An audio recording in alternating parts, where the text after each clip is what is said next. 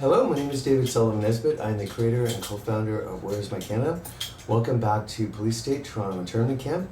It is Wednesday, August the 9th. I'm just getting ready to pack up my stuff and get ready to leave tomorrow. I've been renting a dorm room at a U of T residence downtown here for the past 2 weeks. I don't have any more money to pay for it, and so I have to leave tomorrow. I will be homeless again. I will be living on the street. I have been living on the streets for quite a long time because the Toronto Police have made me homeless 3 times in the last 3 years. They have been gang-stalking me and torturing me and bullying and horrendously just making my life a complete hell for 3.5 years. Once you get on the radar screen of the Toronto Police, your life is over. It is completely over, as I have found. They will pursue you until you are dead, which is what they're doing with me. I'm leaving here. I'll just show you. When I moved in here, I paid $20, which was a deposit for the key and for linens and whatnot. After a week, the Toronto Police made them charge me $20 a week for a pillow. I had been sleeping for the past week. I'll just show you here. This is the bed there I have had. I have not been allowed to have a pillow or sheets or a blanket. I have not been able to have a towel. When I have a shower, I have to use a t-shirt. If I didn't do that, I'd have to pay $20 a week just to rent a towel and a pillow. So to save money, I decided not to. This is how the Toronto Police have treated me for the past 3.5 years. I am now being starved to death. I haven't had a meal in over 2 months. To make it clear, after being starved by them off and on for 3.5 years, I decided to make it official. And one day, I stated that we were starting a hunger strike. I did not create the hunger strike. I am merely advertising what is already in existence. I wanted to market it and basically alert people and draw attention to the fact that I am being starved. I'm now being made homeless again. I do not have the money to be able to afford this. Over the last 3.5 years, I have been pushed to the point where I am at such high risk of survival. It's very unlikely I'm going to end up alive at the end of the year. During that time period, they steal from me $300 to $400 a week, or a month rather, through various methods. Either outright theft of cash, they enter my room and steal my wallet, or they put up fictitious Airbnb properties and charge me 3 different properties for one night. And when I try to get the money back, everything is frozen. They've stolen all my property. I have very little clothing left. I have no money left. They've stolen 3 camcorders. This is how my life is under threat by them. I have slept since April. I have slept in a stairwell, a concrete stairwell outside that leads to a parking garage in downtown Toronto. I slept outside on concrete for 4 months. That's how much they hate me. They want me dead. During that time period, before I slept there, actually, I was physically assaulted by them on the street. On a Friday night at 7 o'clock in front of Wellesley Station, I was physically assaulted.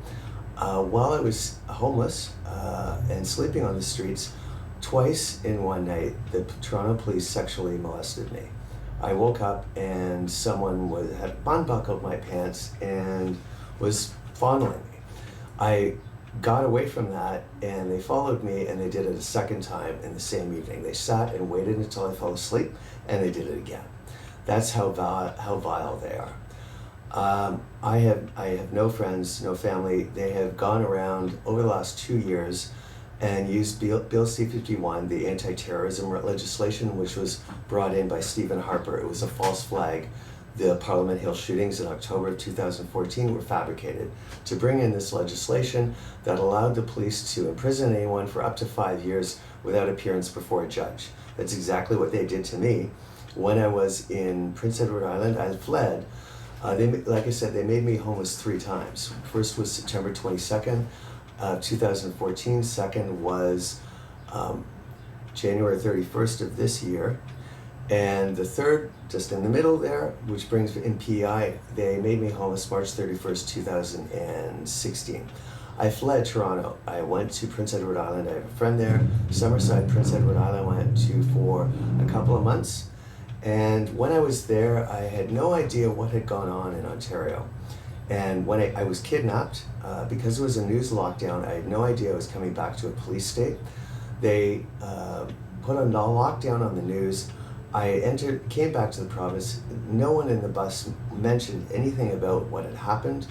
I was deceived and kidnapped and brought back here, and now I've been imprisoned by them since I arrived back on June 15th, 2016. They are starving me. They make me homeless. They are physically abusing me. They gang-stalk me 24 hours a day. It is pure hell. They're trying to murder me. I wanted to get this video out before I leave tonight. I am sad. Even though I had to sleep on a mattress, for me that's extreme luxury. Once you sleep on the street because the Toronto Police send you there, life is hell. It's just pure hell. And I slept on concrete. In their minds, they're so sadistic. They probably thought, we'll let him just sleep on a mattress. It's better than the concrete we've made him sleep on for the past 5 months. They are vicious. I have never seen evil as much as the Toronto Police. They have trashed my life. They separated my sister. She was one person. They used criminal harassment laws to manipulate me. They threatened her under C-51 that if she had any contact with me, she would be imprisoned for up to 5 years. I've not seen my sister, Kelly Dobson, since August 25th, 2014. They've separated us. My father was a Toronto police officer. I have no criminal record. There's nothing in my past that indicates any reason or justification for this. My sister, I have not been able to see that the Toronto police are so evil. They will separate a Toronto cop's son and daughter from seeing each other. Their hatred can be that extreme. I have a warning for Canada. What happened in May of 2016 is not over. It was the beginning. They went in hiding. I put out a post. When I was in PEI, I was quiet for several months. I didn't release, or several weeks. I released a document, key read number 13, in the middle of May. I think around May 20th or May 17th, maybe. I think that triggered things. They went into hiding. Plans that were in place for extermination of the population were put on hold. They have been in hiding. They're very shrewd. They have been in hiding and regrouping, and they're about to launch again.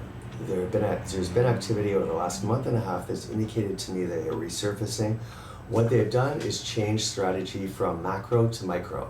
Whereas before there were concentration camps and extermination camps set up in restricted Parks Canada land, they have now changed that strategy from outside the city to inside the city.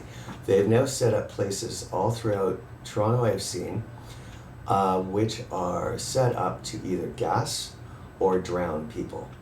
Their strategy is still to go forward, and they have just changed shape, just like evil does. Its only strength is deception and manipulation and illusion. They have changed shape, and they are now ready to resurface with their plans that they had for last year in a different way. They are planning to exterminate people within cities, in shopping malls, in plazas, in university centers, in dorm rooms, in recreation centers, their libraries. They're planning to exterminate wide scale. This is going to happen. This is my last evening. I don't want to leave, even though it's just a mattress. It's a mattress in a room where I can sleep at night. That is something that is going to crush me again, not having that. I believe I have lost so much weight. I have not had a meal in over 2 months. I've lost so much weight. My ribs are showing, my bones are showing. There isn't much time left. They are trying to murder me, and they're close to succeeding. Canada is doing nothing for me. There are individual Canadians who have been wonderful, and I love you. The government, the institutions, the businessmen, the media, they have done nothing. Not one single thing has been done to help me in 3.5 years. I've been left to struggle on my own. I want to send a message to the Toronto Police on behalf of my sister and me. The message is simple: go fuck yourselves. To the Toronto Police, I say, go fuck yourselves. I will never trust you. I will never respect you. You're vile. You have treated me in the most inhumane way. It is a crime against humanity. You have separated my sister from me. Those are 3 years of my life I will never get back with my sister. I believe that Canada would also like to endorse a message. I will take that freedom to the Toronto Police after what they did in May 2016. On behalf of Canada, I would like to say, go fuck yourselves. What is being done is horrendously evil. May of 2016 was a false flag. It was fabricated. It was intended originally to eliminate. That failed. It got short-circuited, so they needed to get you out. They have done that, and they're planning alternative methods. I thank you for watching this. All the Police State videos are available in MP4 format for downloading to your own computer on my Google Drive site. Just Google itself, Where's My Canada, all one word, type in Google Drive, and it should bring you to the site. It's folder number 114. You can share from there, send emails to friends or whatever, and with links that they can download the videos to their own computer. There's no registration of any kind needed. I want to make this short. There is a longer one available that I'm going to put as part of the Get to Know Me series that's also available on YouTube. It's a more fluid, loosely put together thing where you just hear me talk about what I'm thinking of that day or what's gone on. Thank you very much. I hope I can get a bed, because I'm just not physically able to withstand any more time sleeping on concrete outside. I am near an end. The Toronto Police are murdering me, and they're almost succeeding. I wish you the best. Thank you very much for supporting me. Have a good evening.